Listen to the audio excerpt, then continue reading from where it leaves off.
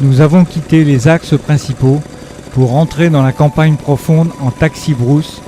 En réalité, il s'agit de gros motoculteurs chinois avec une remorque aménagée d'une façon rudimentaire.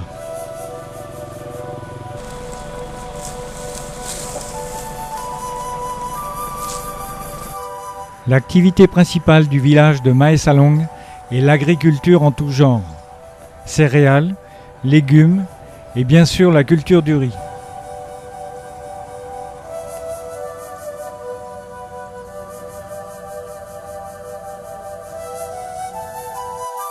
Le nord du pays offre de nombreux paysages où montagnes, vallées et forêts luxuriantes se succèdent.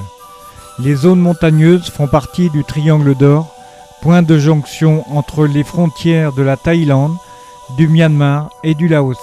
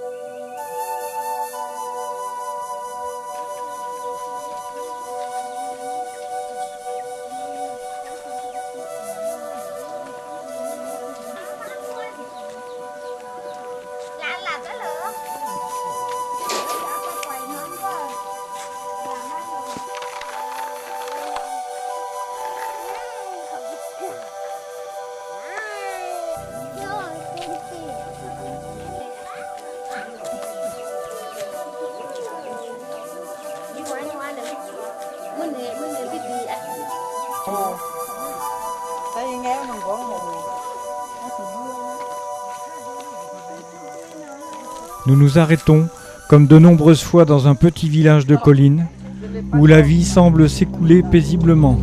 À l'entrée, quelques commerces, les enfants jouent comme partout. Mais soudain, à l'autre bout du village,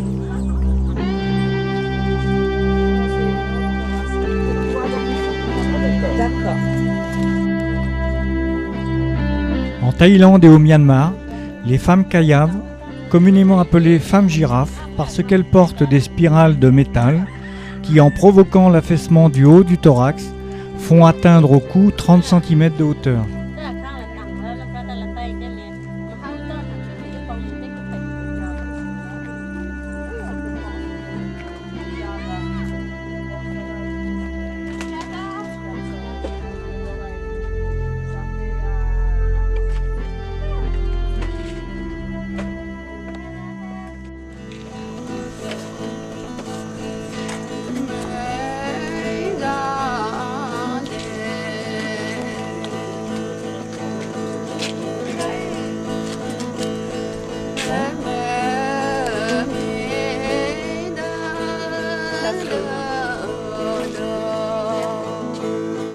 Chez les Kayaves, le nombre d'anneaux portés par une femme est un critère important de beauté.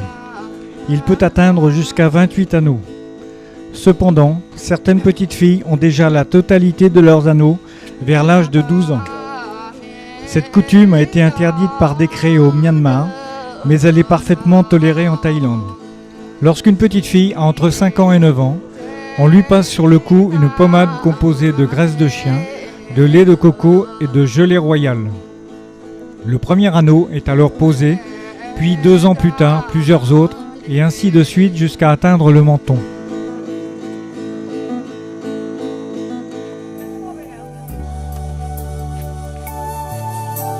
Dans certains villages de Thaïlande, réduites à l'état de bêtes curieuses, exposées sans vergogne dans des sortes de baraques foraines, les tribus sont corrompues pour la plus grande joie des souteneurs, qui s'enrichissent sur leur dos et des touristes occidentaux en quête d'images fortes.